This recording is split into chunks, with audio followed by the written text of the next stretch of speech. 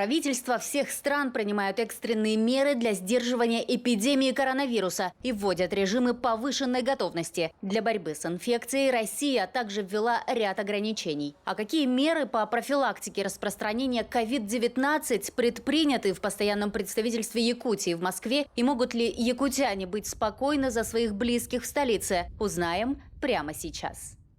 Андрей Сантаменович, добрый день. Итак, расскажите, пожалуйста, сегодня, когда весь мир встал на борьбу с коронавирусом, какие меры прежде всего предприняты в Москве, в столице нашей страны, по профилактике распространения коронавирусной инфекции? Сегодня, по последним данным, подтверждено 199 случаев в стране. Это в 23 регионах страны. Из них 99 случаев – это Москва. В общем, наверное, это естественно, потому что Москва – это город 5 морей, это город 4 крупнейших аэропортов, нескольких железнодорожных вокзалов, это огромная городская агломерация. Те меры, которые в Москве принимаются, они адекватны той ситуации, которая есть. Хочу при этом сказать только одно. Я не буду повторять общеизвестные уже меры, которые объявило правительство наше, мэр города Москвы, губернаторы всех регионов, в том числе глава республики нашей Арсений Сергеевич Николаев. Ситуация непростая, но как во всякой непростой ситуации нам надо всем мобилизоваться, успокоиться, во-первых, собраться, проявить дисциплину, проявить солидарность. Это значит подумать обо всех. Надо довериться властям. Даже те, которые критикуют власти, я хочу сказать, что в данной ситуации других вариантов у нас нет.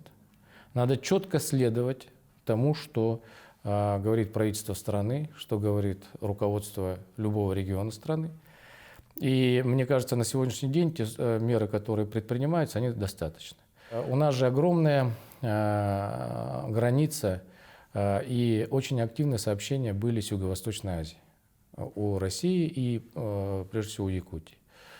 Было много и авиационных, и автомобильных перевозок и так далее. Пассажиропоток был достаточно большой.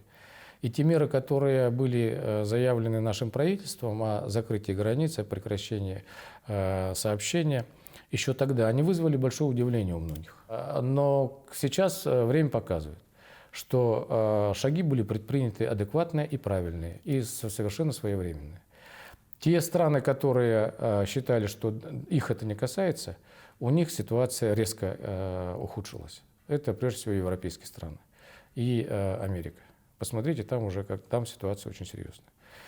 Поэтому я думаю, что до сегодняшний день и правительство страны, и все руководители регионов, они уже показали свою организованность, свое четкое реагирование на всю ситуацию. Сегодня, значит, вот мы слышали выступление премьер-министра нашей страны. Он нам все рассказал, какие меры принимаются. Я абсолютно уверен, что, как говорится, победа будет за нами. Поэтому ни в коем случае не поддаваться панике, ни в коем случае не ругать друг друга. Наоборот, помогать всячески. И если хоть какие-то есть подозрения, всячески содействовать тому, чтобы успокоить себя, пройти, значит, самоизоляцию, пройти тесты, значит, посмотреть на окружающих, особенно поберечь людей старшего поколения, потому что они, как говорят медики, более подвержены этому. Москва в рабочем режиме. Да, мэр вчера обратился ко всем работодателям максимально перевести своих сотрудников там, где возможно, на удаленный доступ. Я знаю, что требование мэра города было таково, что чтобы уменьшить распространение вируса, нужно уменьшить количество социальных контактов. Да. Вот как дела обстоят у нас в постоянном представительстве? Ну, мы максимальное количество людей перевели на удаленную работу. Обеспечили специальные подходы, в том числе с учетом наших сегодняшних технологий и с учетом информационной безопасности, требований и так далее. Мы сегодня ввели гибкий график работы. чтобы люди не попадали и не создавать вообще пиковых нагрузок на общественный транспорт. Мы отменили все большие мероприятия, которые планировали. Многие совещания, встречи мы проводим в режиме онлайн. У нас есть такая возможность техническая. Вот. Поэтому рабочий режим постоянно предстоит, и задачи, которые перед нами стоят, они выполняются, и мы продолжаем работать. Значит, на входе у нас есть все препараты для дезинфекции. Все, кто к нам приходит, они обязаны пройти эту дезинфекцию, включая меня и всех остальных, кто посещает наше здание, с тем, чтобы нечаянно не попасть на карантин. А вот как вы лично относитесь к такой удаленной работе? Говорят, что она даже может увеличить производительность труда. Но у меня тоже есть такое подозрение, что сейчас, когда госорганы перешли на подобную практику работы, то цифровизация деятельности госорганов резко ускорится. Потому что очень многие поймут, что на самом деле максимальное использование возможностей электронного документооборота, значит, всех видов связи и так далее, позволяет сократить количество командировок, сократить количество переездов, значит, более организованно выстраивать работу с документами. Вот. Это изменит, я думаю, что вот эта практика на это время изменит отношение к этому и внесет серьезные изменения вообще в деятельность государственных органов после эпидемии. И мне кажется, эти изменения будут позитивными. Ну и если говорить о якутянах, то в Москве проживает несколько тысяч наших земляков. Это и якутяне, которые переехали на постоянное место жительства в Москву, и, конечно, наши студенты, которые проходят здесь обучение. Вот в данное время есть информация о том, что студенты, их могут выселить из общежитий. Вот что тогда им делать в таком случае? Ну, во-первых, студентов никто из общежития не выселит силом, да, потому что это невозможно.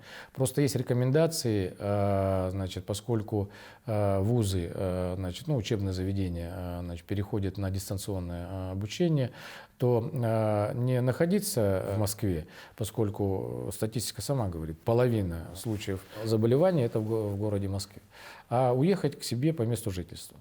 Такая рекомендация есть, значит, и многие наши студенты хотели бы уехать домой, и мы будем этому всячески способствовать. Мы сейчас списки будем делать, значит, кто хотел бы поехать в Якутск. Конечно, обратимся к нашей авиакомпании Якутия, по студентам мы обратимся, посмотрим, какой список, и обязательно будем содействовать тому, чтобы те желающие студенты, которые будут вылетать, улетели домой, учились дистанционно до особых распоряжений, которые будут дальше поступать.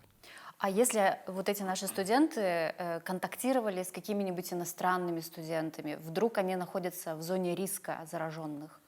Вот поэтому я думаю, что те рекомендации, которые есть у правительства, у мэрии Москвы, во-первых, внимательно следить за своим здоровьем, за своей температурой. Если есть симптомы, обязательно пройти тесты. Если у них были контакты с иностранцами и так далее, конечно, они должны обязательно об этом заявить. В Москве обязательно, потому что если все-таки уже в Якутске, то надо померить температуру. Если есть хоть какие-то подозрения, надо обратиться. И все, кто рядом, родители, близкие, друзья, обязательно должны способствовать и, наоборот, поддерживать в этом, морально поддерживать в подобного рода поведению. И под такое поведение абсолютно точно, значит, даст возможность нам эпидемии не распространить, не допустить. А что касается наших отдыхающих в санатории Бесчегда, ведь чаще всего там останавливаются люди как раз-таки пожилого возраста. Там предприняты какие-то меры? Ну, сегодня, по-моему, 69 человек находится отдыхающих в нашем санатории Бесчегда. Порядка половины, там, чуть меньше половины, по-моему, завтра уже уезжают. Большая часть, конечно, приехала из республики отдыхающих. Сегодня, я знаю, рассматривается вопрос, значит, о том, чтобы те, которые планировали сюда приехать, воздержались от этих поездок. Я, пользуясь случаем, еще раз хочу обратиться ко всем нашим землякам, тем, кто планировал сюда приехать по тем или иным причинам, ну, в любой регион страны, в том числе, особенно в Москву, в Санкт-Петербург, Казань, Уфа, ну, в такие крупные города, там на юг куда-то, лучше пока воздержаться. Я думаю, что месяц-два ситуация будет поправляться, значит, и надо сейчас подумать все-таки прежде всего о здоровье. Ну, тем более есть возможность обменять или вовсе вернуть, да, Да. авиабилеты. С Сегодня, этим кстати, проблем об нет. этом председатель правительства страны уже сказал, что будет оказано содействие авиакомпаниям для того, чтобы даже невозвратные билеты были возвращены в полном объеме, и правительство готово оказать авиакомпаниям помощь в этом вопросе. Есть ли в данное время информация о заболевших якутянах в Москве коронавирусной инфекцией? У меня такой информации нет.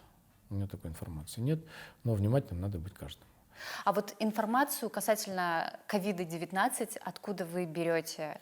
Только из официальных источников. У нас ежедневный контакт с Департаментом здравоохранения Москвы, ежедневный контакт с Министерством здравоохранения России. И у нас есть специально сотрудники, которые ежедневно берут официальную информацию. Вот мы сегодня с вами встречу назначили на вечер, потому что вот в 16:30, в 16 часов мы получаем официальную информацию из оперативного штаба. И только пользуясь этой информацией, мы далее строим свою работу. Все, что происходит в Москве, оно, конечно, сильно влияет и на всю страну. Вот. Но еще раз говорю, в Москве обстановка спокойная, да, есть ограничения, но мы полны оптимизма, что все пройдет и все будет хорошо. Андрей Сантаминович, спасибо вам большое за интервью. Да, и вам Будем спасибо. здоровы. Да, и вы будьте здоровы, берегите себя и друг друга. Желаю всем удачи и здоровья.